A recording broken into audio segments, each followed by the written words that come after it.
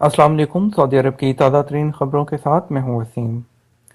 آپ دیکھ رہے ہیں انفو ٹی وی چینل۔ شروع کرتے ہیں سب سے پہلی خبر۔ مشترکہ اعلامیہ جاری، سعودی ہند دفاعی تعاون کے فروغ پر متفق۔ ولی عہد نائب وزیر اعظم اور وزیر دفاع شہزادہ محمد بن سلمان کے دورہ کے اختتام پر سعودی ہندوستانی مشترکہ اعلامیہ جاری کر دیا گیا۔ فریقین نے دفاع کے شعبے میں تعاون کو فروغ دینے، تربیت اور تجربات کے تبادلے، مشترکہ سمندری فوجی مشقیں پہلی فرصت میں منعقد کرنے اور مختلف شعبوں میں تربیتی پروگرام کا دائرہ وسیع کرنے کا فیصلہ کیا۔ بری اور بحری عسکری سسٹم اور فاضل پرزے مشترکہ طور پر تیار کرنے کا بھی عہد کیا گیا۔ وزیر اعظم عمران خان نے فوج کو جارحیت کا جواب دینے کا اختیار دے دیا۔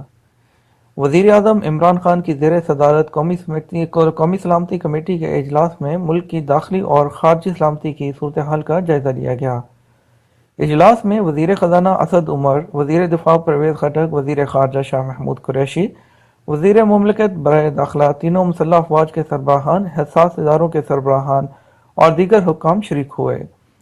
اجلاس نے پاکستان کو پلوامہ واقعے میں ملوث کرنے کی ہندوستانی کوششوں کی شدید مذمت کی اور کہا کہ اگر انڈیا کے پاس الزامات کے ثبوت ہیں تو پیش کرے۔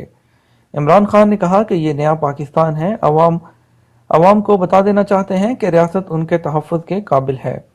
بعد ازاں اعلامیہ میں کہا گیا کہ وزیر اعظم نے مسلح افواج کو انڈیا کی جانب سے کسی بھی مہم جوئی یا جارحیت کا موقع کی مناسبت سے بھرپور جواب دینے کا اختیار دے دیا ہے۔ اعلامیہ میں کہا گیا ہے کہ پاکستان بطور ریاست پلوامہ میں کسی طور بھی ملوث نہیں۔ پلوامہ واقعہ منصوبہ بندی مقامی سطح پر ہوئی اور عملی جامہ پہنایا گیا۔ کشمیر میں ہندوستانی تشدد کا منفی اثر پیدا ہو رہا ہے۔ انڈیا کو یہ بات سمجھنا ہوگی کہ کشمیریوں کے دل سے موت کا خوف ختم ہو گیا۔ اعلامیہ میں انڈیا کو مذاکرات اور پلوامہ حملے کی تحقیقات میں تعاون کی بھرپور پیشکش کرتے ہوئے یقین دہانی کرائی گئی کہ پلوامہ حملے کے ٹھوس ثبوت ملنے پر ذمہ داروں کے خلاف کارروائی کی جائے گی۔ اعلامیہ میں کہا گیا کہ عالمی برادری مسئلہ کشمیر پر کردار ادا کرے اور اقوام متحدہ کی قراردادوں پر عمل کرائے۔ ذرائع کے مطابق اجلاس میں وزیر اعظم عمران خان نے انتہا پسندی اور دہشت گردی کو پاکستان سمیت خطے کے لیے ایشو قرار دیا۔ انہوں نے کہا کہ پاکستان نے دہشت گردی کے خلاف جنگ میں 70,000 جانوں کی قربانیاں دی ہیں اور معاشرے اور ریاست کو انتہا پسندوں کا یرغمال نہیں بننے دیا۔ ولی عہد نائب وزیر اعظم اور وزیر دفاع شہزادہ محمد بن سلمان چین کے سرکاری دورے پر آج جمعرات کو بیجنگ پہنچ گئے۔ چین کی مشاورتی اور سیاسی کونسل کے نائب سربراہ ہی لی بونگ، چین میں متعین سعودی سفیر، ترکی الماضی اور مملکت میں متعین چینی سفیر سمیت متعدد عہدیداروں نے استقبال کیا۔ ہندوستانی الزامات مسترد، قومی اسمبلی میں مذمتی قرارداد منظور۔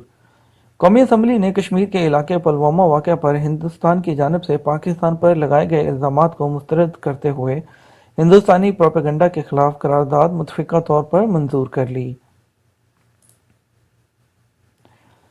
ہندوستانی جیل میں پاکستانی قیدی کی ہلاکت پر تشویش ہے دفتر خارجہ۔ راجستھان کے شہر جے پور کی سینٹرل جیل میں قیدیوں نے پاکستانی قیدی کو پتھر مار مار کر ہلاک کر دیا۔ راجستھان کے director general of police Kapil Garg کے مطابق سینٹرل جیل میں پاکستانی قیدی کا قتل ہو گیا۔ جوڈیشل مجسٹریٹ اور پولیس تحقیقات کرے گی۔ جیل کے ایک اہلکار کے مطابق 50 سالہ شاکر اللہ پاکستانی پنجاب کے سیال کوٹ کا رہائشی تھا۔ وہ پتھر سے مارے جانے کے دوران سر پر ایک بڑا پتھر لگنے سے ہلاک ہو گیا۔ انسپکٹر جنرل روپندر سنگھ نے کہا کہ شاکر اللہ 2011 سے جیل کی اسپیشل سیل میں تھا۔ اسے دہشت گردوں کو مالی امداد بہم پہنچانے کے الزام میں 2010 میں گرفتار کیا گیا تھا۔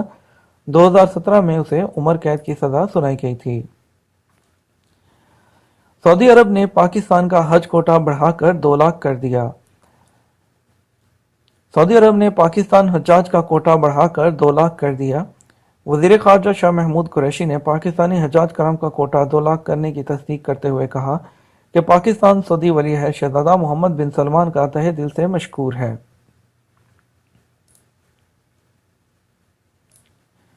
قبریں کھولنے کی اجازت کب؟ سربراہ علماء بورڈ کے رکن اور مشیر ایوان شاہی شیخ عبداللہ المنی نے کہا ہے کہ میت کے متعلق نجی فائدے یا مفاد عامہ کی خاطر ہی قبر دوبارہ کھولی جا سکتی ہے۔ عام حالات میں قبر کھولنے کی اجازت نہیں۔ وہ سعودی چینل 1 کے فتاوی پروگرام میں قبریں کھولنے کی اجازت سے متعلق ایک استفسار کا جواب دے رہے تھے۔ انہوں نے توجہ دلائی کہ اگر صاحب قبر قتل کیا گیا ہو یا قتل کا الزام ہو یا اس کی موت کے حوالے سے کوئی الزام ہو تو ایسی صورت میں قتل کے اسباب دریافت کرنے کے لیے قبر کھولی جا سکتی ہے۔ شہزادہ محمد بن سلمان سے مکیش امبانی کی ملاقات۔ ولی عہد نائب وزیر اعظم اور وزیر دفاع شہزادہ محمد بن سلمان سے بدھ کو نئی دلی میں ریلائنس کمپنی کے چیئرمین مکیش امبانی نے ملاقات کی۔